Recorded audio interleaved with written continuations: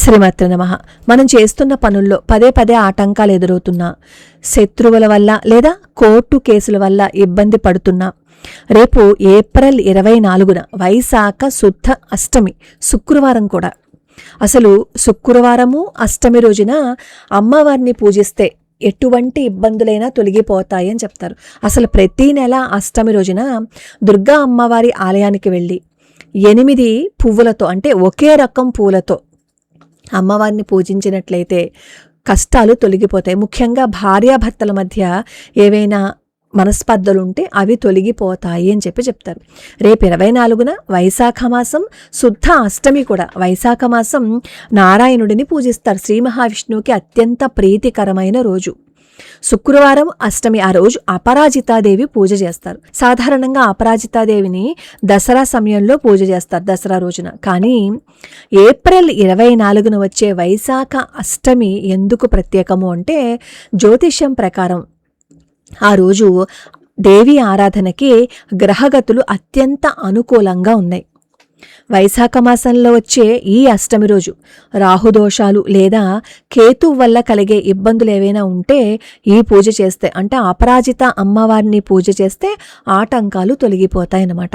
అలానే ఎవరైనా మనల్ని ఇబ్బంది పెడుతున్నా, మనల్ని ఎవరైనా సరే నష్టపరచాలని చూస్తున్నా, మన మీద ఎవరైనా ప్రయోగాలు చేస్తున్నారు అని చెప్పి అనుమానం ఉన్నా, దుష్ప్రచారం చేస్తున్నా, మనం ఏ పని మొదలుపెట్టినా అది సవ్యంగా ముందుకు వెళ్ళకపోతున్నా అపరాజితాదేవిని పూజించమని చెప్తారు. ఏప్రిల్ 24వ తారీఖు మధ్యాహ్నం 1:30 నుంచి 4 గంటల మధ్యలో పూజకి ఉత్తమము అని చెప్పి మన పెద్దవాళ్ళు చెప్తారు. కానీ ఆ సమయంలో చాలా దేవాలయాలు తెరిచి ఉండవు. కనీసం పొద్దున్నైనా సరే అపరాజితాదేవి పూజ చేసుకుందాం. ఇంట్లో దుర్గా అమ్మవారి చిత్రపటం ఉంటుంది కదా, అక్కడ పొద్దున్నే స్నానం చేసిన తర్వాత అపరాజితాదేవి స్తోత్రం మీకు రోజుకో శ్లోకంలో మేము నేర్పించి పెట్టాం. ఆ అపరాజిత అమ్మవారి స్తోత్రాన్ని ప్రారంభించండి. ప్రారంభించే ముందు ఏం చేస్తారు అంటే, మీకు ఏ కష్టం ఉందో, మీరు ఏ బాధ నుంచి బయటపడడం కోసం, ఏ అడ్డంక నుంచి బయటపడడం కోసం అమ్మవారిని పూజిస్తున్నారో అది సంకల్పం చెప్పుకొని, అమ్మ నీదే భారం తల్లి, నా చేతుల్లో ఏం లేదు, నా వల్ల కావటం లేదు అని చెప్పి అమ్మవారిని ప్రార్థించి అప్పుడు అపరాజిత అమ్మవారి స్తోత్రం చేయండి. సాధారణంగా శంఖు పుష్పాలు దొరుకుతాయి కదా, నీలం రంగు శంఖు పుష్పాలు దొరుకుతాయి కదా, దానితో పూజ చేస్తారు. ఒకవేళ దొరకకపోతే ఎర్ర మందారాలు ఉంటే ఎర్ర మందారాలతో పూజ చేయండి. ఏవీ దొరకలేదనుకోండి, మన మనస్సునే పుష్పంగా చేసి అమ్మవారికి అర్పిస్తూ, అమ్మ తట్టుకోలేకపోతున్నానమ్మా, నా వల్ల కావటం లేదు అని రేపు 24వ తారీఖు నుంచి అపరాజిత అమ్మవారి స్తోత్రం చేయటం మొదలుపెట్టండి. ఎంతోసేపు పట్టదు, సరిగ్గా 5 నుంచి 10 నిమిషాల మధ్యలో మీకు సమయం పడుతుంది.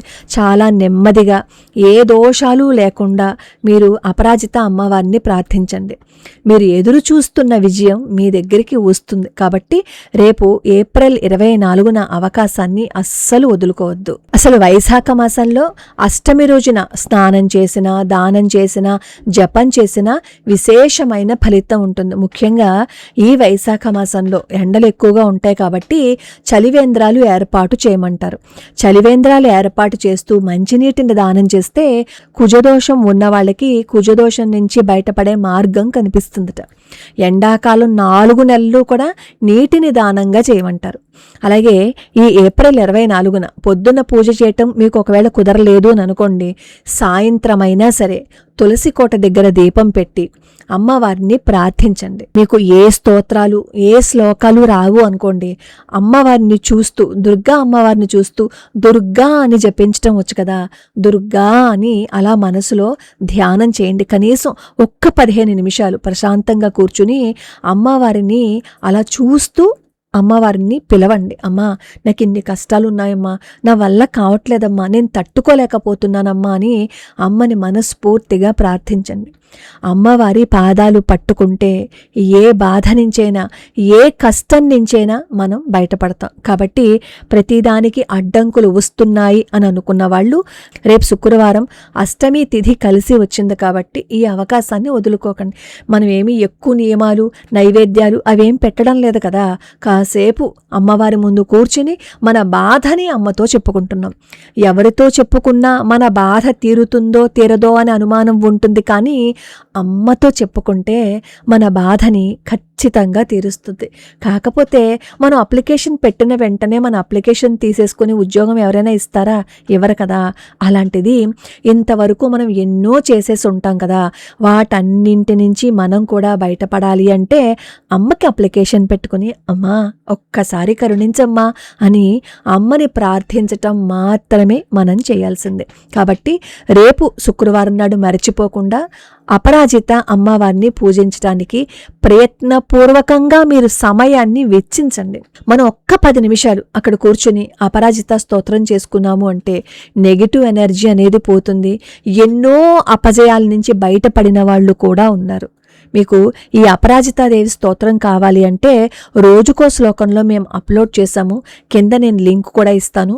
లేదు అంటే మీకు ఈ గూగుల్లో కనుక సెర్చ్ చేసినట్లయితే అపరాజితాదేవి స్తోత్రం కనిపిస్తుంది. ఈ వీడియో విన్న తర్వాత కింద శ్రీ దుర్గాయై నమః అని కామెంట్ చేయటం మాత్రం మర్చిపోకండి.